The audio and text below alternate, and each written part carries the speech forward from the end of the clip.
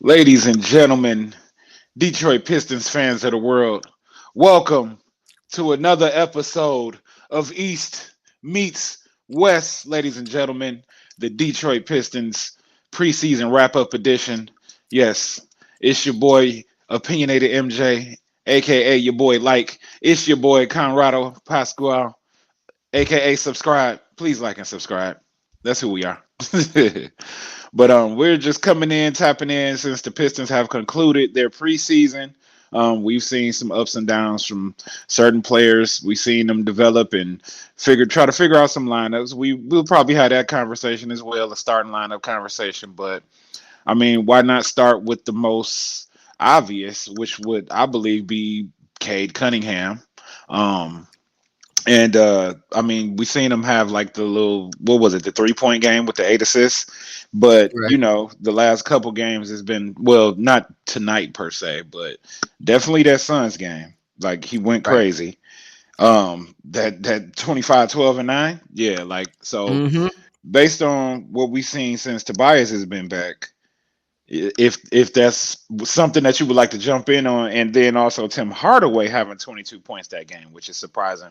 Um, how do you feel about like the space and what's going on with the team surrounding Kay Cunningham since he is the franchise player for this team?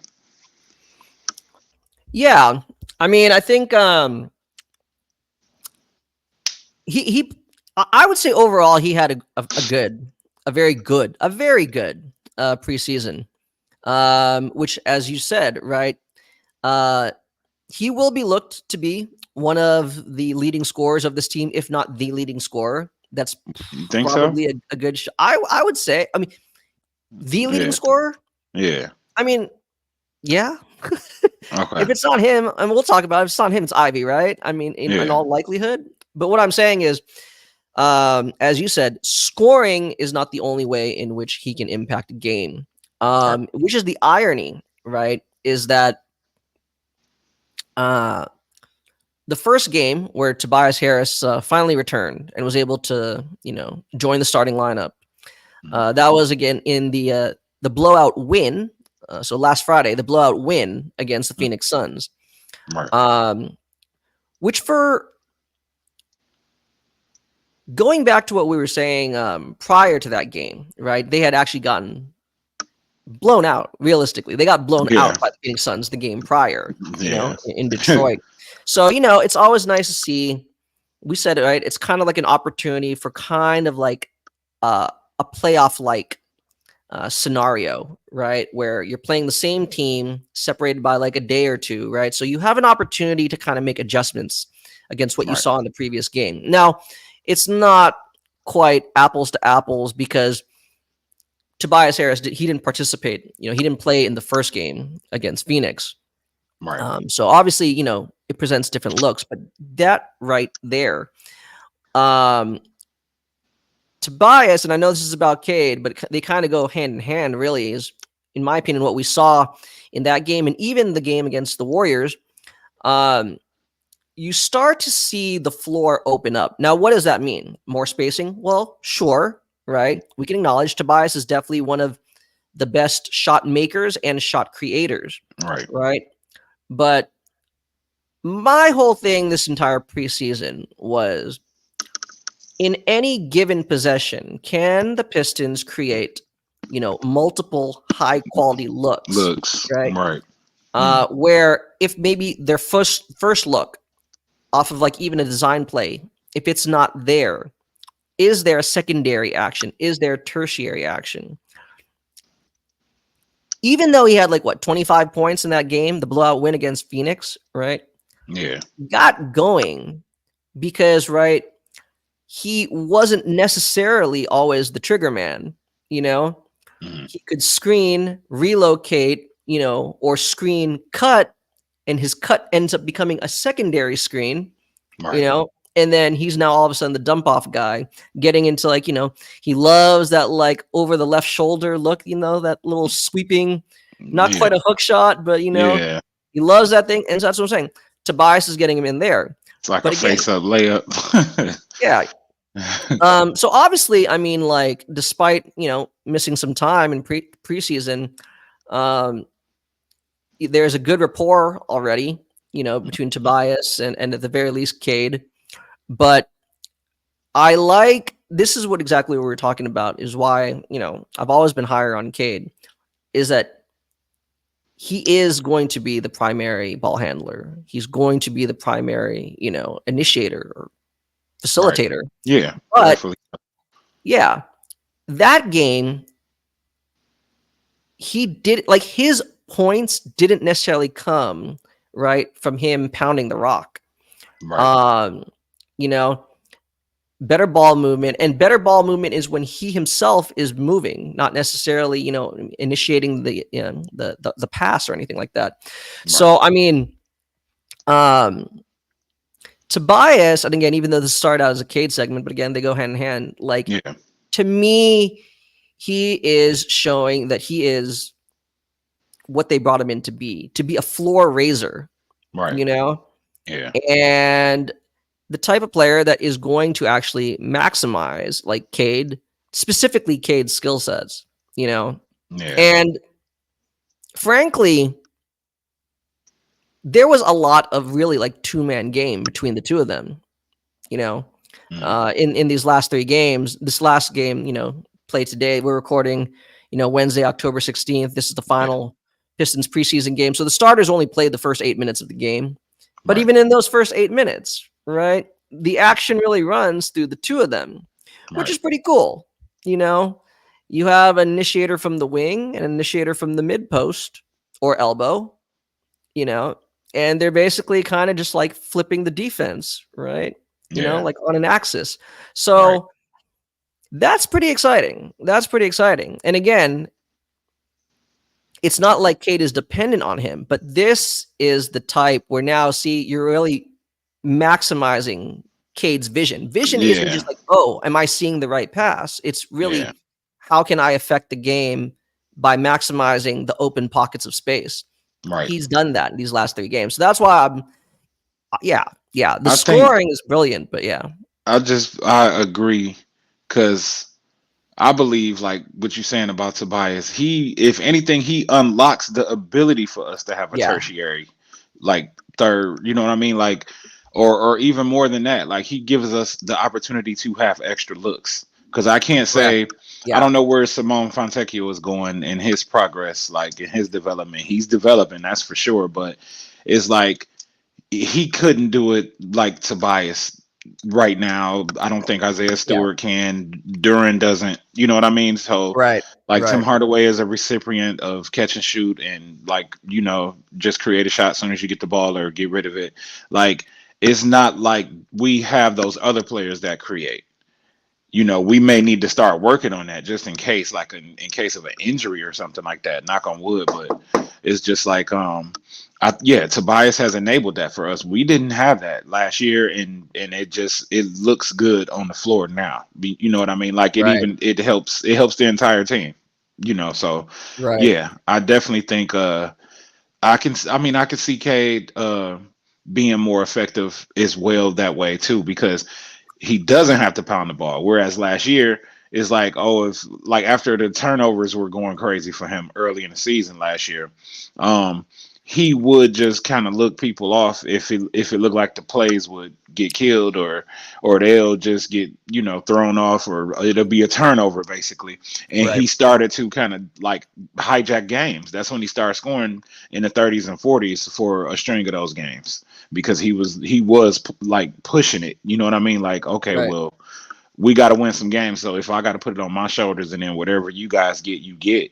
Like, yeah. So plug in Tobias, like you said, they do go hand in hand because it's like it unlocks him. You know what I mean? Kind of like Yeah. a Kyrie to a Luca, like a AD, or really like a Kyrie, Dwayne Wade to a LeBron. Like it allows them to have that other dynamic, like a Draymond to a Steph. You know what I mean? Where Steph I doesn't mean, have to pound the ball, kick it, and then hope that somebody else can not only find the other players and be the tertiary player. Like, yeah. you know what I mean? So, because it's like if it was just those individuals alone, what are we doing? We're just running pick and rolls. We're running certain actions that's just getting somebody open. You might try to pull the defense somewhere else to the strong side to try to get the weak side some space, some room, kick it over there for an open type shot or something like that. But if you got the player that can enable that tertiary, then you have another Yeah. layer. Like it truly I does mean, elevate the floor,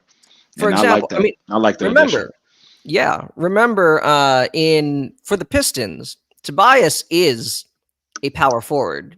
You know what I'm Yeah, saying? Like he is yeah, the power forward of this team. So you have already, right? If it's a two-man game, you right. have a nice floor balance. Cade is the one, Tobias is the four, right? Mm-hmm. So even like where you're saying, even if it's some kind of pick and roll, say like somewhere, you know, on like either block, you know, Mm-hmm. um, there was an example in the Phoenix game where they actually ran like Tobias sets a pick like on the left mid post, right? Mm-hmm. And uh Cade goes around it like counterclockwise, going like to the left wing, right? So, but after he goes after the pick, sure, right? Like Cade flares towards right the left corner. Mm-hmm. What does Tobias do? Right? He ends up putting the ball on the floor, and now Duran can move in to the dunker spot, right? So basically, Cade is going or Tobias is going towards Cade. Now they Right. basically shifted the defense. The defense is Yeah. now overloaded the left side. Right. Duran just goes in straight, Right. uncontested, easy dunk. You see what I'm saying? Right. Like Yeah. those are the things that you're saying. Those are the things they can now do, right? When either of them, regardless of whoever's setting the initial screen, either of them can be the trigger man. And Right. that's just crazy. You know what I'm saying? Like Right. that's good. So Yeah. yeah, I mean, for as much criticism, let's be real. Let's be real. For as much shit as Tobias Harris takes, I mean, about what he isn't and all that stuff, like for what, like I said, for what he is now, I really don't see like how he can be like so harshly criticized. He's not overpaid anymore. In my opinion, I don't think he is, right. right? He finally has settled into a role and he's brought in for that role, where he doesn't have to be like the man, you know? Mm-hmm. Um, That's true. and again, he's really embraced doing all the little things, even though he still will be putting up like, I don't know, what, 16, 18 points per game, I'm assuming, Yeah. maybe more. I don't know. Which is Um, fine. yeah, right. Because having watched this preseason, and again, as JB Bickerstaff said today, like this year is all about development. Yeah, Right. I think he's basically trying to set the expectations for fans. Yeah. Like it might not always look good, Yeah. because I still don't believe, despite the improvements that they've made, Cade individually, Ivey Yeah. individually, and the addition of Tobias, like they're not going to be an explosive offense. You know, I don't see that. What they can be, though, is a more efficient offense. And I Right. think these last couple of games should give us reason to believe that they can do that, So, I mean, for Cade, yeah, I mean, obviously, I think, he set a certain level of expectations for himself. Mhm. He's coming up in all those discussions about, like he's one, he has like, some of the best odds. I can't remember where he is right now, according to Vegas, but, like he's in the running for most improved player. People expect him to be in consideration for the I mean, All-Star, maybe All NBA. You know what I'm saying? So, I yeah. mean, I think he understands, right? Mhm. Like he does also have to be assertive. And more efficient as well. Yeah, Because I yeah. mean, the numbers have spoken for themselves anyway. You know what I mean? So Well, how much more does he have to improve to get most improved? And it's more so on the efficiency. I don't think it would be raising the numbers statistically. It'll be so more like having more control and helping generate more flow, which is Yeah. what we're seeing, and it resulting in wins. That will get him most improved Right. player. So let's actually use that since we're talking about like efficiency and turnovers to Mhm. transition, not necessarily to any one player, but if okay, actually fine. We'll talk about Ivy, but it's now more like instead of Cade and That's Tobias, where I was but going next anyway. okay, yeah, Cade and Ivy, The right? recurring I want themes to there. say, I think maybe I have been a little not down on him, but I guess I have been a little bit more mum with regards to his improvements this season. Jaden Ivey, that is. Yeah. The thing is as I've been saying before, and I didn't mean it to be negative or pejorative, but like, in the summer when we were talking about, the outlook for this team and Jane Ivey, I have to pull up what episode it was that we talked about it, but right, I had his shooting splits, right, like his hot Oh spots, yeah. right, his Yeah. shooting splits from certain areas of the court. And so this is exactly kind of why I was saying, like, I guess he has improved. He's improved in the sense that the things he did well, he's doing it even better and more of it. You Right. see what I'm saying? Yeah. Which is, again, I think maybe this is where both JB Bickerstaff and Fred Vinson come in. Yeah. You know, I think so too. his shot selection is a lot better. You Hmm. know, now if his initial, desired look is taken away, I think there is still he can definitely continue to improve on relocating and finding, a better sweet spot. Yeah. But for the most part, like I said, his numbers to me, he's cutting out both the types of looks that aren't favorable and the manner in which he gets those looks, right? So, especially if he's from the three, less side steps, don't fade away. If it's not fade away, then, pass, relocate. You know what I'm saying? Yeah. Like he's showing more discipline, which is good, Right. And because of that, now having seen this entire preseason, I think we do expect him to be starting in the backcourt with Cade. But at the very least, at least for me, right? My whole thing was show me that you actually are the best choice. Not like, oh, we're just going to give it to you because you were the other first round pick. To me, Right. he's shown he's deserved it, Right. for whatever it's worth, to me, Yeah. he has. So do you want to continue? I have more to say I about Ivy. mean, Well, it's more about Ivy and Cade, but keep going.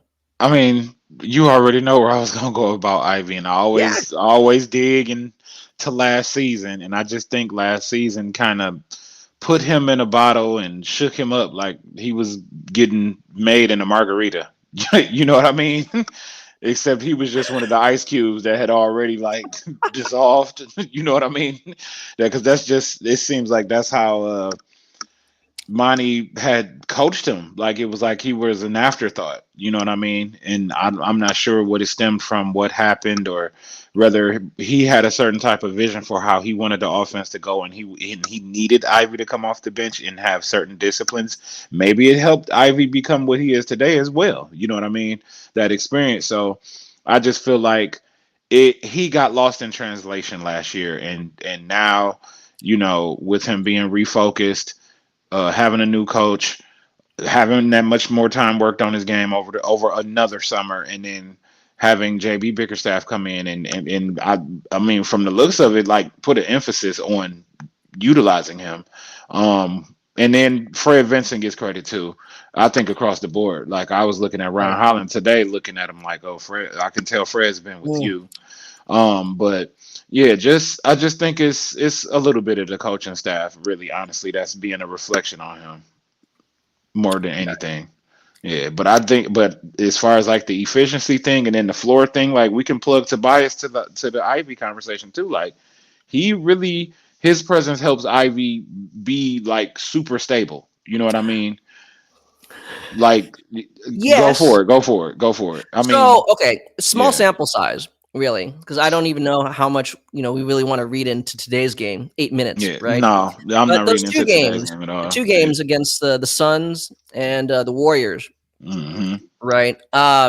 This is where I'm saying, right? Which is why he can start, But once or basically he can start. He'll be part of the starting lineup. My whole thing was like, how much time do we separate Ivey from Cade? Because especially now with Tobias, like I said, that was what the first 15 minutes of this episode was about, was this great rapport between Cade and Tobias. It is very noticeable that he doesn't get many touches when Cade and Tobias are on the court. And it makes sense why. Yeah.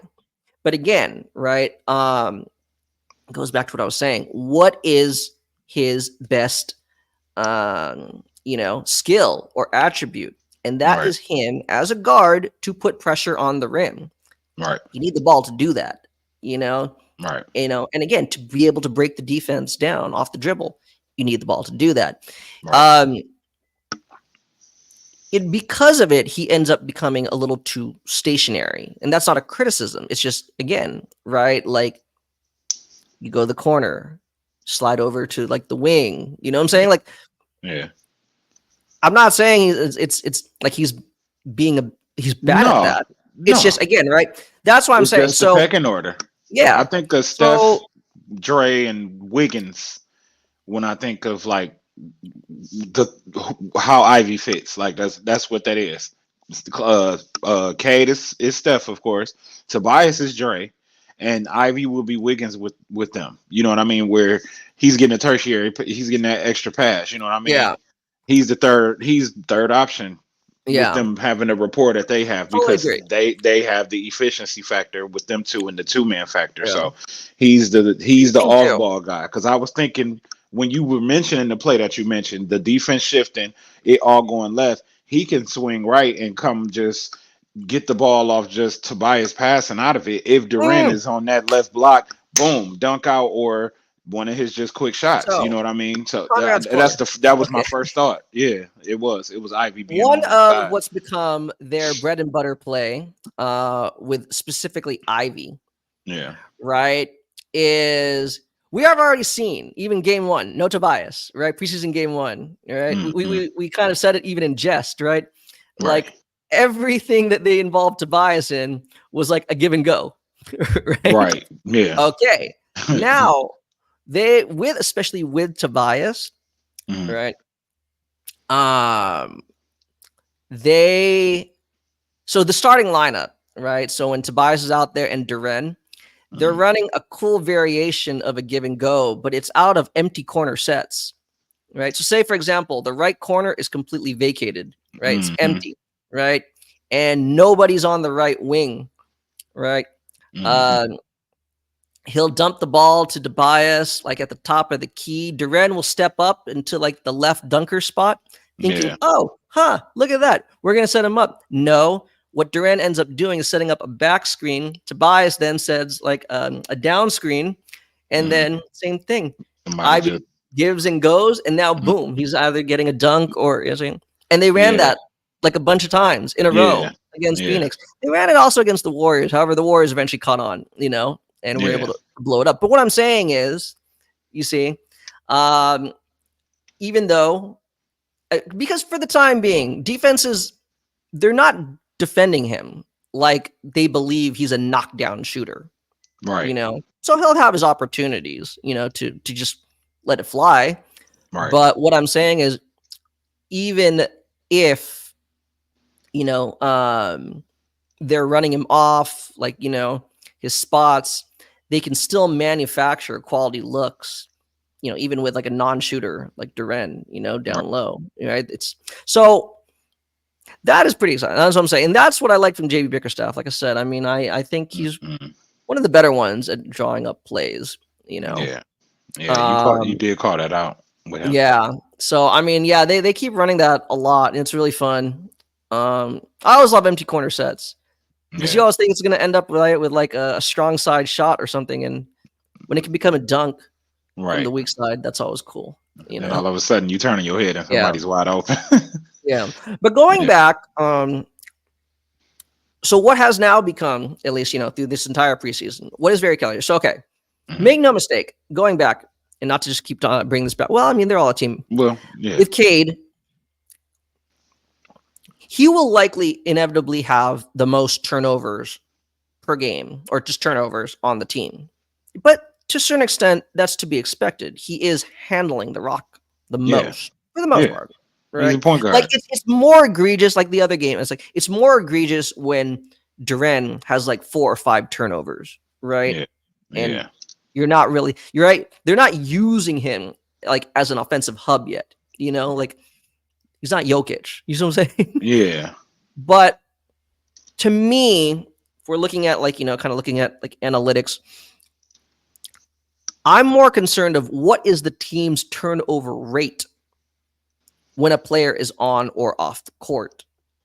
And what has become very clear, which is something the Pistons will need to work on definitely all season, right? Is that when Cade steps off the floor, the Yeah. team's offensive efficiency like plummets. Dies. Like Yeah. dies. It And so, does. for example, going back, because I know you're like, I mean, I've even said whatever, again, like, I know we're in an era of like positionless basketball, but like, is Ivy a 1? Is he a 2?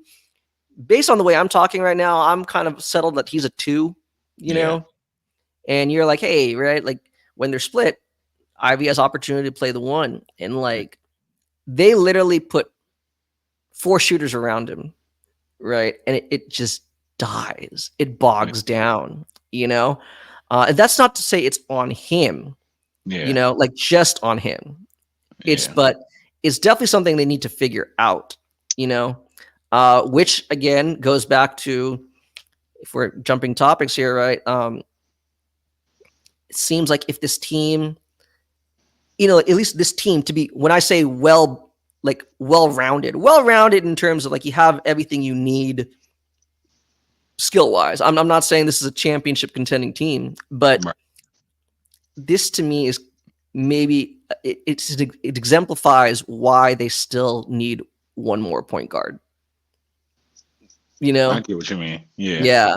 Like I feel more comfortable with Ivy Off being ball. able to be like a secondary playmaker, a secondary facilitator, and then just a scorer, like a primary scorer. Yeah. But for him to both like be the catalyst, Yeah. taking the ball down and everything, every possession, like, because you could say you have Tobias, but then right, you want Tobias still to be able to get down low, right, early in possession, so he can't be doing it every time, So I mean, another point guard. You're seeing teams still making trades, signing players. Yeah. I wouldn't be surprised. There could be someone made available. A lot of teams have too many guaranteed contracts, right? You still have to have only, right, 15 or less, or 14 or 15 on opening day. So it's about to be some sad days, Pistons fans, because here come the cuts. Yeah. So I mean, that is something. Yeah, they definitely need to figure out as a team. I mean, to a certain extent, like individual and internal growth, Yeah, will go a long way. But in order to kind of build that consistency, because I mean, like, it gets bad. Yeah. It gets really bad. I'm trying to build a hypothetical lineup in my head just based on what we already have. Because, for the most part. Oh, go ahead. Sorry. Yeah. No, I was just gonna say, and the question would be: is Sasser or Dennis Jenkins capable of running alongside him? I mean, that's the first question. In theory, like I said, Dennis, maybe is better suited. But Sasser, I wouldn't say Sass. I don't know how other fans feel about him. I think he had his preseason was fine. I don't think it was great. Yeah. And again, it's a phrase I've been saying with some other players. Like, he didn't really show me anything new. Right. I don't know if he should be, Yeah. Like, if this is the type of player he is, okay, we accept that, and then just try to be as efficient as possible. But in terms of, like you're saying, can he be the guy to take some ball handling duties, to alleviate pressure from Ivey? No, I wouldn't feel comfortable at all. Like, personally, I don't know.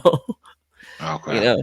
So again, I don't know what Markelle Fultz is doing and how he's feeling. But if he is, he's still unsigned. Nobody signed him. I'm gonna That's keep saying crazy. that until somebody says him, signs Yeah, him. You know. yeah. So So does Markel Fultz solve that issue? I mean, frankly, remember he's a two-way player. Yeah, You know what I'm saying? Like and he then would help a lot. give him But Fred again, Vincent. it feels like I don't even care about his shot. I need you Yeah, to actually be like a true floor general.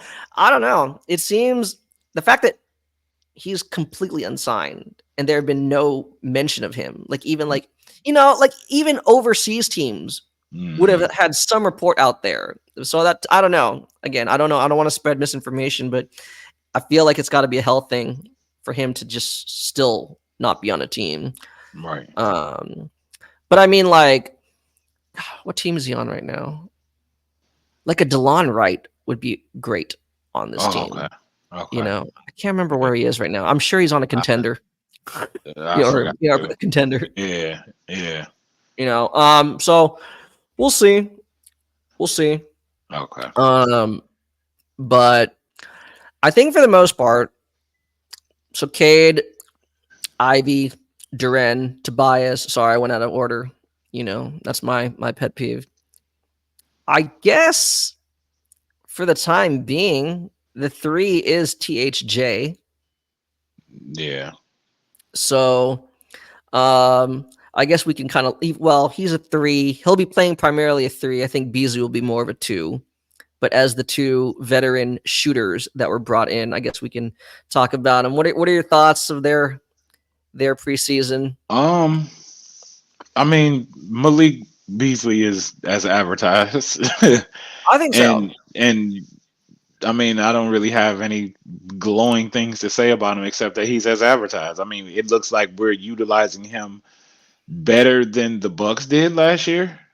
You know what I mean? From the games I did see from Milwaukee, but I'm not sure how much that had to do with them only having a coach for 30 games and then exiling them, or Dame and Giannis trying to figure stuff out, or Chris Middleton, or what, you know what I mean? Like, Right. I can't say I sat here and watched every Bucks game. So I don't know what assessment to make, but the games I did watch, it's almost as if I actually forgot that he was there. You know what I mean? Whereas here, I know he's here. You know what I mean? Like I see him actually in some of the actions, getting the ball and whatnot. So I just think he's as advertised. Like he's been making shots, doing his thing. Yeah, So I mean, I think he's arguably been the most consistent player mhm. this Yeah, preseason, right? And again, like because between again, him and Tim Hardaway, yeah, no, I don't think THA hasn't been. He's been consistently inconsistent. I yeah, mean, yeah, no, I'm saying Beasley's been the most consistent. yeah. No, I no, think. that's what I'm saying. He's been Oh, okay, yeah. of those two, he's been the most consistent. Like Oh, I I'm just talking know, about the entire team. oh, the entire team. I mean, I well, mean, he that's comes where, in, they yeah. create an open shot for him, he knocks it down. I mean, And he like, knocks dude. it down. Right. He's I as mean, advertised. like you said, we have significantly lower expectations for him, but for what we do We do. expect, he's doing it well. You Yeah. know, Yeah. um, what I like, and this is where it has not been pretty, as we talked about it, right? Like the Mhm. non-Cade minutes, Yeah. but he does a good job of helping guys like even Ivy, Duren, Stewart. He makes them look better, right? I mean, Yeah. obviously, over time, right? Let's say you have the luxury of playing multiple seasons, and I don't think they will because there's like he's only signed for like a year, I believe, right? A 1-year deal. Mhm. But what I'm trying to say is like, if you had players that were teammates for multiple years, you build like that chemistry, that rapport, where it's like, hey, right, like you don't need to tell me what play you want to run. You don't need to tell me where or when to set a screen. Right, like your bigs, I'm gonna set it right because I know, right, you're gonna come off the corner around there, and boom, you're gonna want to pick there, right? Right. They don't have that luxury, not yet, right? Right. But he moves with purpose. Beasley, that is, Yeah. right? So even if there is no pick, right? Yeah. Like if they just follow him, right? Because he always he's pretty good. Like he looks very twitchy out there, but Yeah. his head fakes are for a reason, right? It's going to indicate, right, like what angle he's going to go to, or what at the very least what direction. So you Right. know what I'm saying, right? It gives the bigs an opportunity, like like Yeah. that way they're like not in no man's land and they're setting up something, right? So in a way, he is helping to create a shot for himself. You see what I'm saying? Even though he's Yeah. not dribbling, right? Right. It's the same thing for Ivey, right? So that's what I'm saying, right? Like it's a good way to help get them going, Right. Yeah. especially when plays die. Quality Um, vet. Quality vet. Ollie Vet, THJ. I mean, like he missed shots, Yeah. but Which then he has been made my shots. thing. Yeah, exactly. Which was surprising in that what was that the Warriors? No, that was the Phoenix game he went crazy, wasn't it? Or was it the Warriors? No, Oh, it's the Phoenix game because the Warriors yeah, game he only got 6. yeah. But Oh, yeah. yeah, That Warriors game, man. That was yeah, that was something. that That was a was slaughter. something. But against the Suns, he 22 points on 8 for Yeah, 13. You know what I mean? Plus 19, plus minus 2 for 4 from the three, and 8 for 13 overall. So with him, it's not yet as advertised, but advertised for me would be 12 points a game on efficient shooting. You know what I mean? yeah. I So, mean, he and Beasley, they're here to make threes, mhm, right? yeah, And obviously a and three-pointer is a and more keep high variance. defenses more honest. Yeah, Right, right. And I mean, in no way am I trying to say that three-point shooting is all luck. No, it's just, no, it's a higher variance shot than a layup. I think that's factual, right? yeah, Um, but again, it goes back to what I said from the onset of training camp. There will be games where he's like 0 of 4 or 1 of 5 from 3. There will be games where he's 5 of 6 from 3, right, coming off the bench. Both of them really. Well, maybe more THJ, right? yeah, Because they're really not going to be on ball much, you know? yeah, Um, but what I'm trying to say is, can you consistently manufacture quality looks, because yeah, defenses will stay with them, you know? And if you're still doing that, if you're still working hard off ball hmm to get those quality looks, whether you're making them or not, then you're definitely pulling the defense with you. And that is imperative, right? That is what they have to do. And sometimes it's a thankless job, yeah, because you're going to be running. It's like a wide receiver, right? You're doing wind yeah, sprints. You run downfield, but you're not going to get the ball. You know what I'm saying? right, yeah, That's kind of what they have to be like at times, right? yeah, And if they can embrace that, then they'll still have a big impact on the team, even if they're not, like you said, scoring 10, 12 points a game. yeah. Um now They're meant defensively, to free up the others. yeah. Now defensively, they suck. I'm just gonna I mean, like we know that we're we know we're that. in the offensive game. Yeah, we know that. But all I'm trying to say is I will say it's not due to a lack of effort, Right. right? But Just a lack of yeah, personnel. We need our star right now. It shows. He would help. he will. He Yeah. will be big. He will be big, yeah. Yeah. Yeah, it's going to be a very different team. Like both offensively and defensively, like the types of action that they run even on offense Yeah. will be a lot different when he's back. Not to say that he's like the missing piece, but I mean, like who knows? He might turn around and be the next OG Ananobi. You know what I mean? Play coming out as a defensive maestro first, and Fred Vincent's here, so he's all suddenly he's developing a shot. It's like all threes, and then all of a sudden it's like, oh wait, what's happening? Oh, he's making mid ranges. Oh, he's doing this, and he's creating and driving, and what? Who is this? You know what I mean? Like yeah, then suddenly we have an actual defensive stalwart, and yeah, he can do. He's got a toolbox. You know what I mean? Be a yeah, Swiss Army knife for us. Like that would be nice, especially while Tobias is here. Like pick up some experience and some tips and tricks from Tobias as far as like how we say, making a tertiary pass, like seeing the floor. And it's not that he's a bad passer either, because he's actually good. And yeah, so pass and defense. he can run like crazy. He's great in transition. It just once his shot gets honest, like that's gonna open up another dynamic too. You know what I mean? So yeah, I'm hoping the best for his health. I haven't really checked since we last really dug into it, but yeah, I hope he's coming back at some point soon because that is gonna give us another look, especially mainly on defense. Yes. He'll be guarding the Yes. team's best players like the Paul Georges and Kawhi Leonards of the world, LeBron. So, Transitioning into defensive ooh discussions here. wee, ooh wee. Okay. Now, obviously, ladies and gentlemen, I love the Pistons, right? I love, being a fan of y'all team, but I am born and raised in, San Francisco, California. I'm a Warriors fan as well. Oh yeah. So last Sunday was a treat. Got to see, you guys were, the Pistons played the Warriors up at Chase Center. Mhm. You got your asses kicked. Right? Pistons got their asses kicked. This Now, podcast is over, y'all. We appreciate it's like no. Now, okay, let's be fair, right? I think in the first half, and I could be wrong, at least at one point, like the Warriors are like it was a good test for the Pistons, right? Because again, why are we laughing already?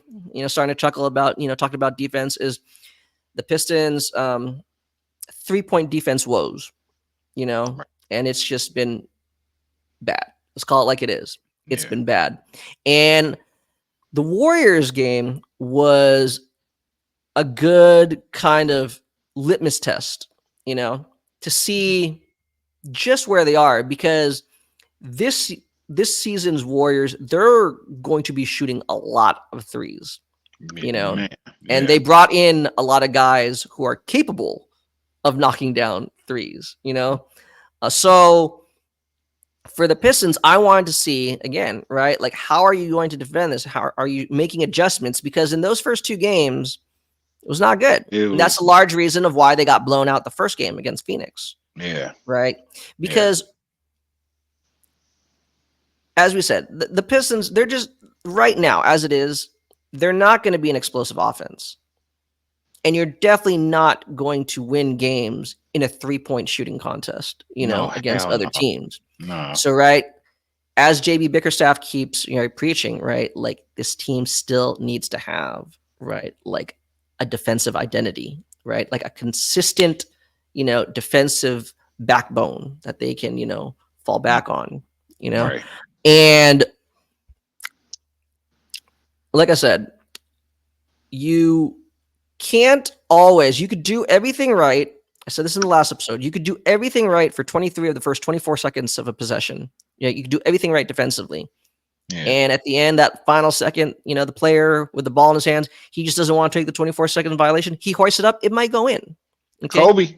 Yeah. So it can't always, right? It can't always be just results oriented. There is, right, a process over results with regards to playing defense.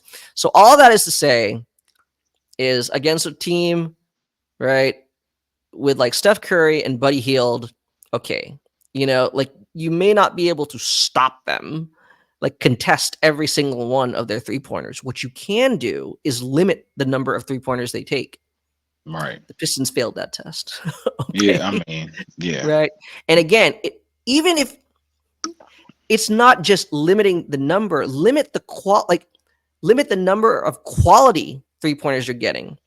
And again, far too often, the Warriors, right, it's just either one sidestep, one relocation, because, nobody's like, everyone's ball watching. Yeah. Right? Yeah. And cheating on damn defense, too. Or cheating. Yeah. And the Warriors end up getting like wide open looks, and it's one thing if you gave like, I think Kevon Looney, like in the fourth quarter, right? Like he shot one, right? Because like they were up big. But what I was right, so I was like, it's one thing if like, okay, fine, right? Let's, even though I'm not a fan of it, let's play the percentages and we'll leave this guy open and let's just get his rebound because we think he's going to miss. It's one thing if you do that to Kevon Looney, right? Yeah. It's completely like it's egregious error if you're allowing Steph Curry or Buddy Hield, right? to get like a wide open three. Like we're talking about like wide, like Yeah. warm up threes. And Yeah. so again, you can say like, well, Conrad, I mean, like maybe the Warriors were just they had a hot shooting night. They were 11 of 13 from three Yeah. in the first half. Okay, Yeah. so yes, there is maybe an element of hot, but again, look at the Shit. quality of shots that the Warriors were getting. Now, again, it could be a large part of the Warriors and their ball movement, their motion offense, their Yeah. right. Give them credit, absolutely. But again, like all the more reason if you know that your opponent is going to be shooting a lot of threes and the specific players, at the very least, like Buddy Hield, like what? Come on, like his diet is at least 70% threes, right? His Yeah. shot diet. For the most Stay part. home. Stay home Yeah. on him, or at least keep a man on him, I even if you mean, don't want to hug up on him. So that's what I'm saying. that's not Like, in our MO defensively. Not right now. right. And that's what I'm saying. I mean, it's like a broken record. We can give suggestions, to solutions. It's It's obviously go ahead. I will come up with just one phrase. No trust. There is. No There is. trust. There's no trust because what I see the most is us cheating or all ball watching and all waiting because there's no belief like, oh, he's going to stop this person. You know what I mean? Mm-hmm. So they end up just kind of playing off too loose or just not thinking that the person can actually stay with the defender or will defend good enough in order for them to not need to help or be ball watching. Like, I think again, going back to Asar, he'll clean it up because that'll be one person where if it's him, he can get switched off, Right. or if he's playing the primary player that is capable, depending on what team it is, then they will trust and they will kind of stay back a little bit. And you can kind of let it be Asar and Duran or whoever's out there that's like, okay, well, if he gets past him, then he's going to be running inward anyway. So then he's got to see Right. Duran or Stewart. So I can kind of stay back a little bit on my man, stay closer to him. And I just think it's a trust thing right now. Yeah. I'm going to use accountability, but I think we're on the same That too. page, Greg, Yeah. because as you're saying, Asar, like in theory, actually, no, before we hopped on, I was thinking about, like, cause I agree. This is still going to be about defense, but I think Ron Holland, he had his ups and downs this preseason, as you'd expect from any rookie. I do believe tonight was his best performance. Yeah. Like, Yeah. I think he made his presence felt on both ends, He did. in this game. It was impressive. And as we were getting ready to hop on this pod, I kind of thought to myself, I think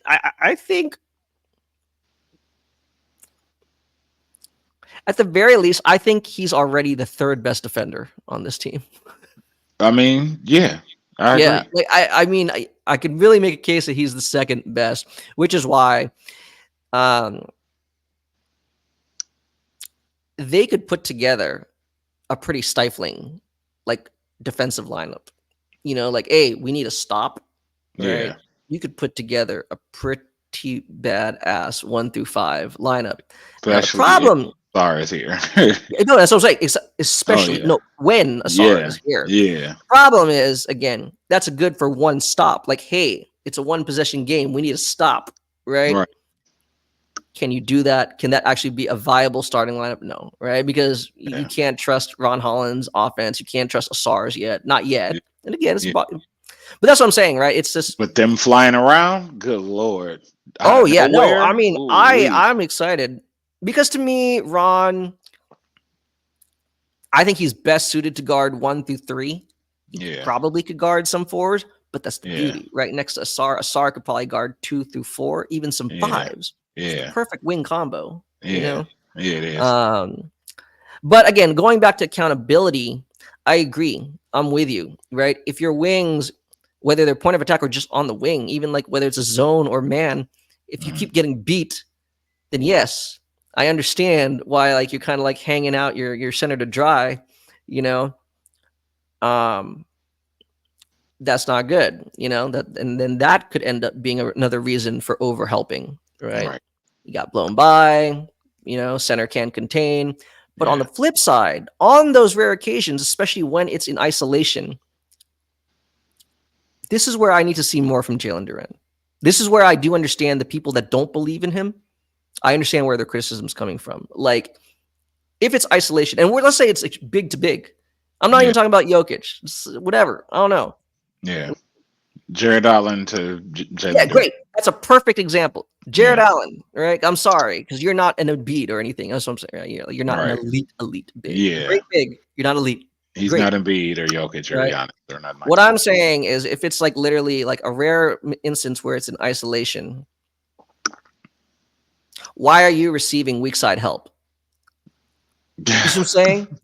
Like, if you did it, then to me, it doesn't matter, right? Whether Jared Allen himself scores or not. The Cavs have won that possession, right? They have forced you to compromise your. That is what I'm saying. Like, so I'm not trying to put it all on Durant. I'm just saying accountability, right? Which is why, I mean, me personally, I'm not a fan of like switching. We've had that conversation before. Yeah. And I think this team. What you mean, switching everything? Yeah. Yeah, I'm not either. Especially early in possessions. Yeah. You switch and then you create a mismatch. The mismatch, right? like immediately. Yeah. Like, so what I'm saying is, again, we drafted all this length, right? And this agility, right? Then okay, you guys got to use it. Right. Like, we didn't draft a bunch of you guys just to be switching everything. Like, what was that? You know? And all the more reason, especially for a young team. Because I think, like, you know, that to me should be coming with time. When you have built chemistry, when you understand how to communicate effectively, you know? Right. Because right now they're not.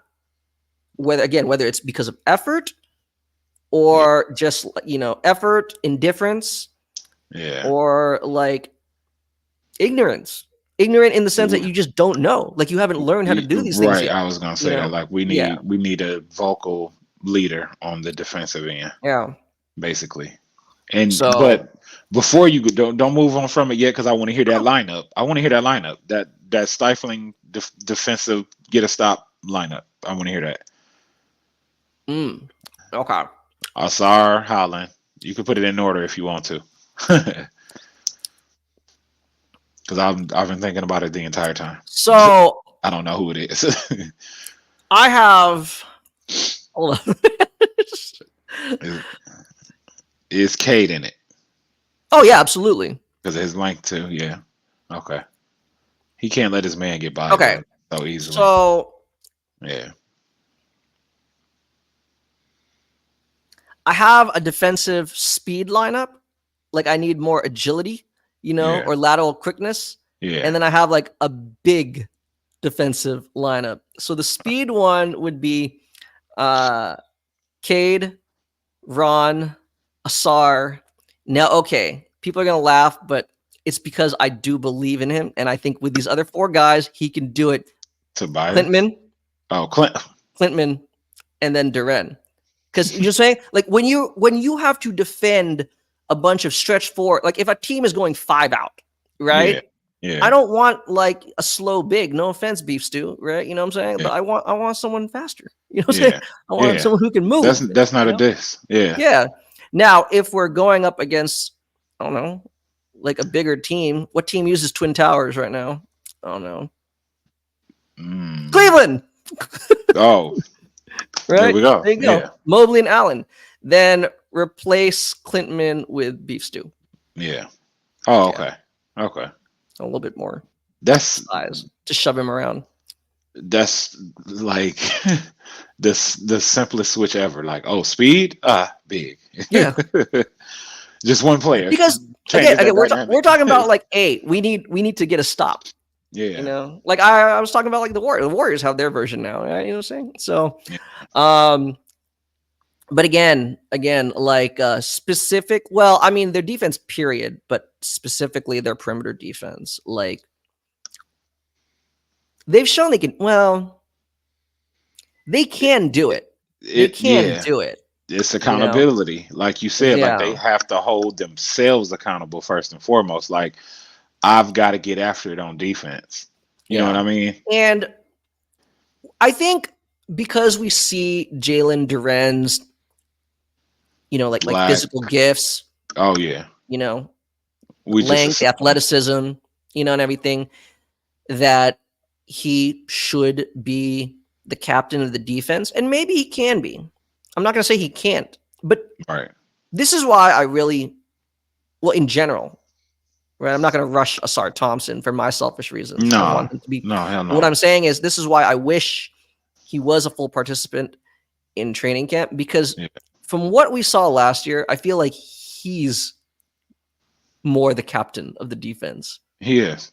Like, he's definitely the more vocal leader, and he sees things happen. Like he sees plays developing. Yeah. Again, that's not to say Duren can't, but there is just, especially on defense, right? You played too. Like, there's just something instinctive, right, about defensive IQ, right? Yeah. That you just understand how certain things, you already see the counters before they're even happening. So again, I missing piece, I don't know, but definitely a ceiling raiser on Yeah. at the very least on the defensive end. So yeah. Okay. Well, what was a big topic of discussion? Oh, okay. So our guy Bill Simmons. And I should have went on and listened to the pod. I didn't know that he talked about the Pistons, but I think he took the over 25 and a half games. Yes, he did. Which is surprising because I did listen. Felt like, yeah, I felt like everybody's been dragging us to be horse manure. I mean, I have a worse term than that, but do you think that we will actually hit? Because somebody also said 40 games, and I forgot who it was. Oh, I saw. Yeah. Who you remember? I mean, I'd have to look it up on the phone, but I saw you retweeted that. Yeah. Yeah, and that wasn't the only one either. Like, I seen a few people say 40 games. And so it's like, okay, so basically, let's be real. Based on our defensive, like based on what we've discussed, outside of what we discussed during the summer, as far as or during our schedule preview, throw all that out the window. Let's just go based off preseason. Okay. Do we get to my? Let's go. Okay, let's scale it back to my number. Do we get over 34 games? Do we get to 34 and over? Yes. Okay. All right. Yes. Yeah. Okay. I'm not going to give the too dramatic pause. Yes, I think so. Now, I'm not sure about 40. Yeah. But from our schedule. Yeah. Schedule breakdown. Again, which was thorough. You'll make sure y'all go listen to it. Yes. I can see how they can get to 40, but I mean, it depends, right? Health and stuff like that, injuries and whatever. But I feel like they have the depth to be able to get through the regular season slog. So I think so. Especially, and if you're saying, hey, let's look at it preseason, let's not just look at the Pistons preseason. Let's look at the other teams preseason, right? Like I'm sorry, dude. Like, there are teams, they're not going to win anything, man. Like, whoa, like they're already preparing their questionnaire for Cooper Flag. You know what I'm saying? They're getting ready for, like, the combine, the draft combine. You know what I'm saying? So, I'm not. It seems, going back to what you're saying, it seems like it's kind of like making fun of Ben Simmons, right? Like, if any big media outlet says anything negative about Simmons, he could even have a good game. It's going to get clicks. You know what I'm saying? Yeah. So it's the same thing with the Pistons, right? They're the easy, target, of ridicule. It's easy to make fun of them, and they're going to get clicks, right? You have no idea how many times I've rolled my eyes when I see people say, like, oh my God, like, free my man Cade, like, look at that. Like, he's being held hostage by a bunch of bums. Really? Right. Jaden, Ivey, Duren, they're all bums, huh? But anyway, but no, I have noticed guys like Simmons, guys on, like, The Athletic, guys who actually really break down basketball. Yeah. It's not just some hot take with no explanation. They all seem to take the over on the Pistons, which I believe their over-under is 25.5, right? So, I mean, that's fair. That's so low to me. I But need to I go did listen, bet. like Simmons, because that conversation came up because it's he answered the question that you and I will answer at the end of every Pistons episode. Are the Pistons a play-in team? And he said very confidently, yes, they are. Right? Yeah. And Yeah, I wouldn't be surprised if they get in higher than the 10 seed. You know yeah. what I'm Oh saying? yeah. Yeah. Right. Especially in this East. And Yeah. this East isn't once teams determine that they want to go after flag, like yeah, they're Yeah. out. You know what I Yeah. mean? And like, yeah, I'm high on the Brandon Millers of the world, and I see Lonzo Ball came back. What's Patrick Williams gonna do in Chicago? Yeah. Um, Washington is that a wash or Dude, they are horrible. you get what I mean? So, Like, um, I don't even think they're like a fun watch. I, You I, know? I mean, Like you could maybe sell me on Charlotte being like a fun losing team. Like, haha, yeah, look at that. yeah, Look at LaMelo doing that. But yeah, I don't know, man. yeah. And if well, never mind. We'll do a NBA Yeah. pod soon, and I'll probably chime in on that. Um, but like I mean, I don't see how we don't get there because those are the three teams. Is what 16 and 16. That's 12. You put us a little bit above that, and there we are. We are 10-9. You know what I mean? And I think Yeah. we are. I think we will actually be 8. You know what I mean? 8. We're 8-9 range for sure. Let's If see. not better. If not better. I I mean, mean, hey, all right. what other teams can What's fall better than apart? low expectations? No expectations, right? So Exactly. that's what I'm saying. Exactly. I'm gonna temper this, right? And then everything else is just icing on the cake. So just playing team, 10 seed, you get higher than that, that's awesome. You know? Right. Yeah. But It takes time, man. I guess before we close, today it was being that it was their last preseason game, you got to see a lot of the exhibit 10s, the training camp guys, Yeah. get some minutes. Jenkins. Yeah. Notable though, I believe yesterday the Pistons waived Tovu. Okay. Yeah. So right now they actually have two-way contracts available, like open. Dennis is the only one. So that's actually kind of interesting. So, we don't have to go too in depth on all of them, but our friends, Tolu Smith, Yeah. right? Aaron Estrada, Javante McCoy, Yeah. they're all eligible. Duran Sebron, right? Yeah. I don't know. I think Dennis. well, obviously, right? You have two vacancies. You got to fill them. Well, you don't have to fill Yeah. them. You should. That's, Yeah. make use of your resources. Right. So, it'll be interesting. It'll be interesting. And again, just because you have a two-way, you don't have to just sign the guys that you signed from your training camp. You can sign guys from other training camp rosters. So, again, maybe another point guard, in some form. Again, Lamar Stevens is not eligible, so I don't know if there's any place for him. I don't know if Wendell Moore did enough to solidify his spot, but he played admirably. Right. So we'll see. We'll see because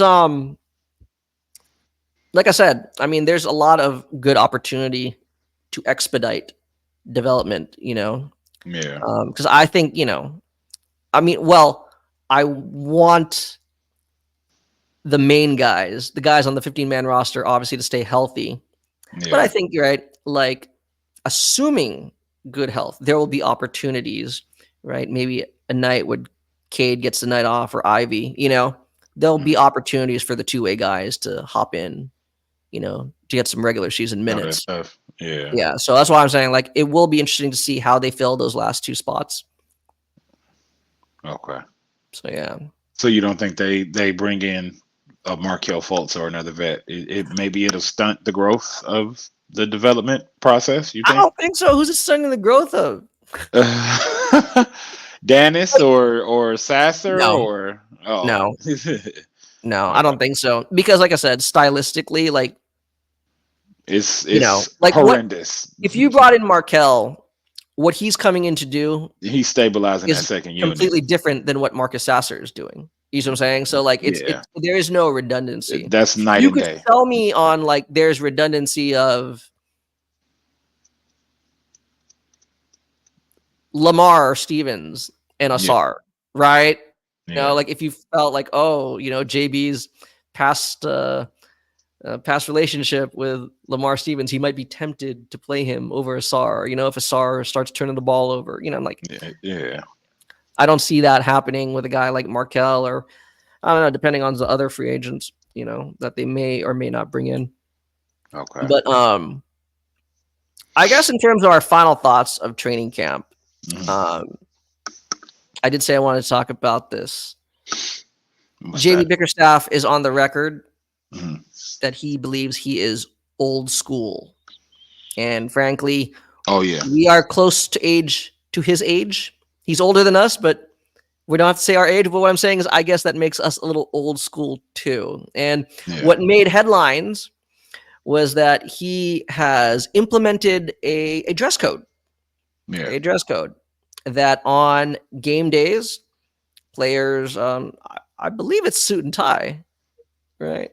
Is it suit and tie? But Is it basically, at the very least, no hoodies, no baseball caps, stuff like that, right? Like, yeah. Man, it's even deeper to me than old school. Or maybe it's just symbolic of and representative of old school. Because that's, to me, it's deep to the point where it's like, not only are you helping basketball players get better on the floor, but you're raising men in culture. You know what I mean? As opposed to, oh, just wear what the hell you want. It's 2024. Make all your own decisions and do what you want and blah blah blah. It's like, no, have some kind of, people treat you, based on, I forget how the saying goes, but it's basically people treat you a way based on how you dressed. You know what I mean? Like, I and heard I agree. men from the past, and a lot of them was like players and OGs, where they like, man, if you want, like, if you like, go out one day, where would you wearing? But go for real, dress up, go out here and watch how people treat you. Like you're a business professional or just a professional period, or like you have some discipline. You look like discipline. You know what I mean? Yeah. People will treat you as such. They will either look at you with a certain level of awe, like, oh, he must be, I wonder if, but if you walking around with your hoodie and you got your phone playing your music with your headphones in and stuff like that, it's gonna, oh, he just some loving some rappers or whatever. He And look he like a also hooper. said, right, like Yeah, no earrings, yeah, no yeah. during shoot around, stuff like that, no Hmm. chains. No chains. Yep. Now, obviously, again, because it's the Pistons, there Yeah. were a lot of NBA fans on social media that were already quick to criticize Yeah. um, that rule, saying that he is, limiting freedom of expression, Nah. and you know, his focus is misguided, right? That he's not focusing enough on the on court product and nitpicking at things off the court. Um, Again, I think the fact that you and because I agree with him, and I Yeah. like the rule, I do too. And again, maybe it's because we're old school, right? Yeah. My high school basketball team, same thing, Yeah. right? Hmm. Tie, tie, dress shirt, slacks, Hmm. and then the team sweater, not the jacket, the team sweater on game Right. days, Right. you know? Um, and to me, it says a lot of things, Yeah. right? To me, Um, to me as well. it's camaraderie, you know, Yeah. brotherhood, you know what I'm saying? Right? Like, Yeah. It's not brotherhood. because the same thing you see on football teams, right? Why do they all like dress, like even in practice, right? Like, like, hey, the wide receiver groups, you all have to wear this, right? Same color, because, right, we're all one team. Not one is better than the other. You Right. know, we're in it Right. together, Right. and I'm with you, right? Yeah. Yes, when you look more professional, and I'm sorry, this is just us, but this Yeah. is why I believe Michael and I agree with JB. Like, whether you think it's fair or not, if you look professional, more often than not, you're taken more seriously. Yeah. And And I then think in order to no, in order for them as players, especially young players, in order to take, you know, the in noise. other for other like fans, opponents, other coaches to take you seriously, take yourself seriously. Right. You know? As opposed to it will eliminate the social media aspect of it. It won't be, oh, look what he got on. Oh, what the hell do he got on? And then it's just like unnecessary chatter because everybody on the internet is trying to appropriate everybody like, oh, what was he wearing? What did he think? What is it? No, they're suited and booted. So that's not even a discussion. You know what I mean? But people still wanted to appropriate the fact that he was introducing a dress code. You get what I mean? So just I imagine mean, somebody coming to the game dressed like how James Harden or somebody would come to the game. You know, shout out my boy Russell Westbrook, but how Russ yep, has dressed over time sometimes and whatnot, or like AD when he wore the That's All Folk shirt when he was with the Pelicans, and like it's not about making statements, it's not about having the fanfare on the outside where they like what you wore but you just sitting on the end of the bench. You know what I mean? It's like, no, we're raising men here. Like let's get back to yeah, that, because outside of basketball, that's actually an element that's been missing amongst males, amongst men, is the raising of men, and it begins with discipline. You know what I mean? yeah, It begins with form. It begins with, and I'm not saying, because I won't say I'm of the whole form follows function, thing to a super T, but I am with, if this is what you're doing, then show up like that. Like when I go to work, I got to wear my uniform. I have to. You know what I yeah, mean? I have to be symbolic of, or people will mistake me for, if I go just in a hoodie or just some dress shirt or something like that, and I'm delivering mail to people, they might think I'm stealing a mail or something like that. I have to go dressed appropriately. I have to I have to represent what I'm a part of. You know what I mean? And yeah. wear it like a badge of honor. Like, so no, And I there you definitely go. don't have a problem with it. And I know the Iverson heads and all of that with Iverson, and we love the everybody doing their thing, and y'all will have that, but we just not gonna do that in Detroit. We blue collar. We gonna show up about our business because that's what this is about. I love the way that you phrased it there. Like, wear it as a badge of honor. Yeah, And yeah. I Because if I was getting paid millions and I'm on a basketball NBA basketball roster, oh, I gotta. All right, I got the bread. Let's go. yeah. I'm about to go get Oh Taylor. no. I mean, it's just it goes, right? Like, Yeah, you embrace it, yeah, be proud of it. It's something to be proud of, right? And again, yeah, it shows that solidarity, So, yeah. hey, it Instead might of looking like seem Lil Wayne, you could dress up like Buddy Love. You know what I mean? yes. From the Nutty Professor, you can. I mean, why not? That's right. All right. Well, like I said, I mean, I think I guess I'll just say I get what some people are saying, like, oh, put more focus or more effort Yeah. into winning games, on court product. I don't Hmm. think this prevents them from doing that in any one way. You know what I'm saying? I think Yeah. you can multitask. This is so um I'm all for it. I'm all for it. And again, it's preseason. You take everything with a grain of salt, but sometimes I think the expression is kind of overused, right? Changing the Yeah. culture. But I Yeah. do. I do feel like there is a culture change occurring. It's not done, but I think we're in the process of seeing a culture change Right. uh, with the Detroit Pistons. Yeah. So Yeah. let's Exactly. play ball, man. Let's play ball. Let's play ball. Yeah. So, well, with that said, what we got coming up? Eventually, Well, we gonna pump out a WNBA episode. If y'all missed the game today, please go rewatch it. Go get League Pass or something. Um, we've got a show coming up with Nick Andre. It should be right. out probably next Monday. So follow For the Love of the Game on Spotify. What's his Twitter? Nick Andre ATR on Yeah. Twitter. Make sure y'all follow us on Twitter. And make sure you are following both of the East Meets West pages. It's East Meets West, a basketball state of being, and East Meets West, basketball lives. We about to get back to the other page though, the big page. So make sure y'all support us there, share it with your friends, go look back at the old episodes because we about to get rolling again. This time NBA. Congratulations to the WNBA as well for the unrivaled TNT deal. Like that's something we'll Yes. discuss. We'll discuss in that future WNBA pod. And let's just enjoy these last preseason games. Detroit doesn't play again till next Wednesday. I want to say against Indiana, if I'm not mistaken. I That's believe right. it's in Detroit. That's right. Um, and yeah, so we appreciate y'all. Pistons fans, tap in with us. NBA fans, get ready to tap in with us. Warrior fans, we still because Khan's from Cali, so we got to tap in. But we gonna spread across the globe with this one. So All right. appreciate y'all for y'all time. Have a good one out there. Take care.